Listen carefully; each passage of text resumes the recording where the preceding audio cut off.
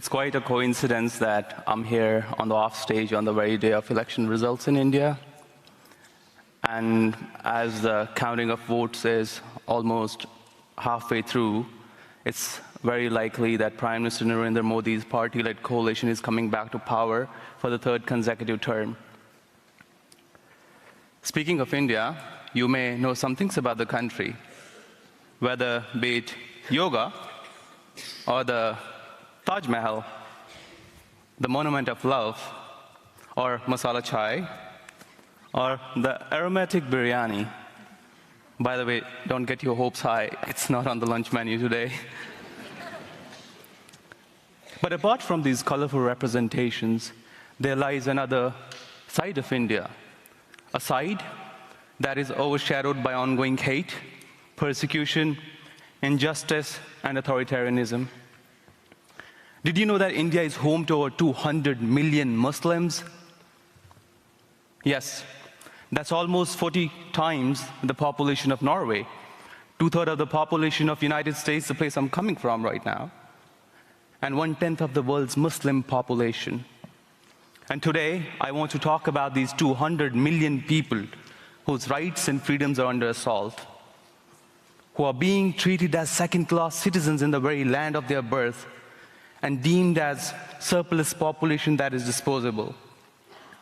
Every week brings in fresh horror for them. Muslim men lynched or beaten on streets over suspicion of consuming beef or transporting cattle. Their homes and businesses bulldozed by state at whim, and places of worship desecrated and demolished. And you step onto the streets, you are engulfed by the toxic tide of hate speech, dangerous speech, festering wounds of division and bigotry. And what makes things worse is that Modi regime is doing nothing to protect these Muslims from hate and violence. Rather, he is actually fueling it. This regime's ideology is Hindu nationalism, or Hindutva, which asserts that India is only for majority Hindus. It is a Hindu nation. It labels country's 200 million Muslims and 30 million Christians as outsiders and infiltrators. And it calls for either their complete assimilation into the Hindu fold or be subjected to mass violence and erasure of their identity and culture. And this ideology has not only emboldened Hindu far-right groups to commit acts of violence against Muslims and other minorities, but also paved way for bigoted policies like the citizenship law that discriminates against Muslims, the weaponization of beef ban laws to imprison Muslims, and anti-conversion laws to target interfaith marriages and relationships. Things are particularly bad in Kashmir, my homeland, which has been scarred by decades of conflict and violence. In 2019, Modi did what we Kashmiris had feared for a very long time. He revoked Kashmir of its autonomy and extended land ownership rights to all Indians, which were previously exclusive to indigenous Kashmiris. And anticipating an uprising, he imposed a debilitating military crackdown. Soldiers flooded our streets, and authorities arrested thousands of people, including political leaders, religious figures, and critics. Our phone service was shut down for almost 3 months, and high-speed internet for almost 18 months. 18 months in 21st century, 2019, when we in this part of the world use 5G. And I was among few Kashmiri journalists who was there on the ground who reported firsthand on the crackdown. And for this story, I was targeted by the regime. Local intelligence officers started interrogating me relentlessly. And fearing arrest like others, I went into hiding. And almost a year later, when I went back to be with my family, few unidentified men tried to force their entry into our home. It was an extremely terrifying experience. And I had these thoughts, what if that night they were successful in breaking in and shot my younger brother who looks like me. This incident, along with others, and the mounting crackdown on press in Kashmir forced me to leave home and move to the US. Initially, it was supposed to be a temporary relocation, but which has since then become an indefinite, self-imposed, painful exile. And what I have endured is the cost of speaking truth to power. It's cost of simply being a Muslim, a Kashmiri, and a journalist under Modi's rule. But that hasn't stopped me from my pursuit of truth and justice. Since leaving India, I have founded two organizations, a hate tracker called Hindutva Watch and a research organization called India Hate Lab. Both these organizations study and document hate speech, hate crimes, disinformation, and conspiracy theories.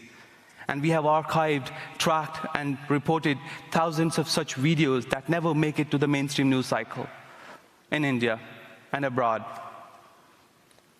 And in February of this year, we published a comprehensive report on hate speech events in India.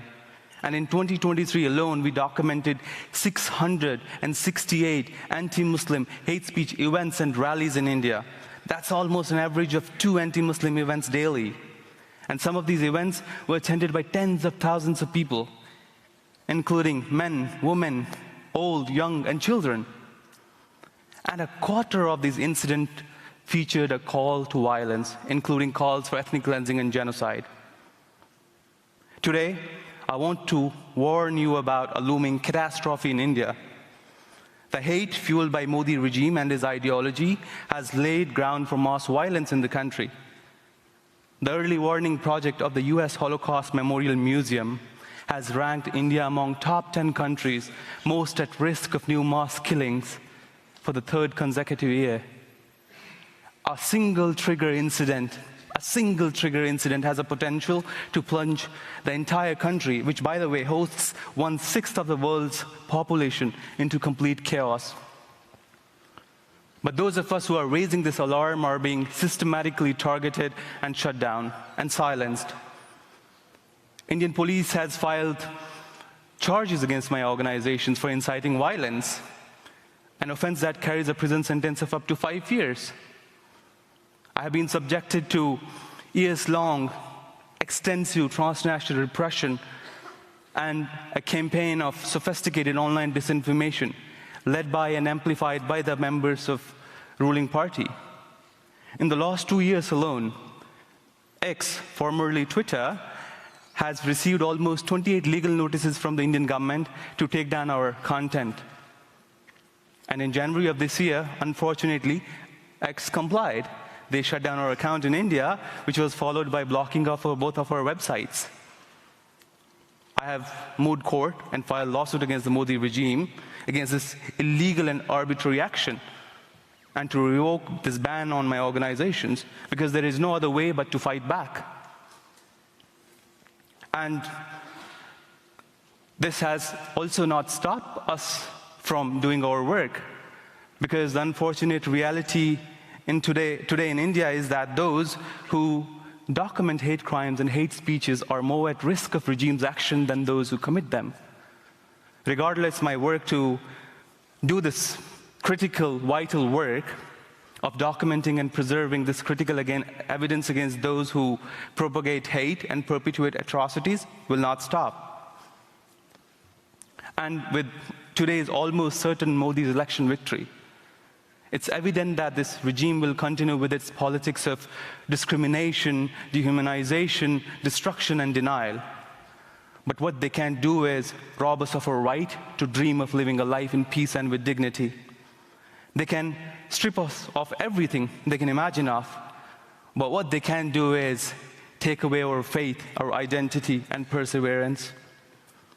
Indian Muslims, Christians, Sikhs, and other minority groups, Kashmiris, and countless other critics and journalists deserve admiration for showing remarkable resilience, patience, and grace in face of the ongoing oppression.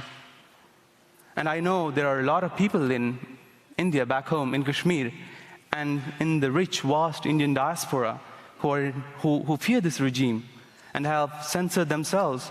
But let me tell you that there are moments in history when fear is necessary to propel us into action, to organize and to build a movement.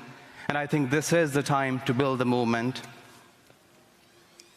And to those of you in this room today, let me also make it very clear that this struggle against Hindu nationalism is not just my problem, or the Indian problem, or the Desi problem, or the brown problem, but this is part of the shared global struggle against all forms of hate, fascism, and authoritarianism.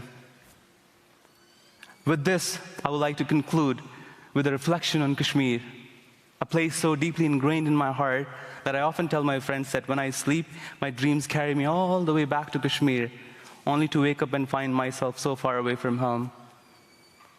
That this regime in India must understand that peace and acceptance cannot be manufactured through force, because history is evident that policies that are perpetually meant to keep a population weak forever are bound to fail in the end.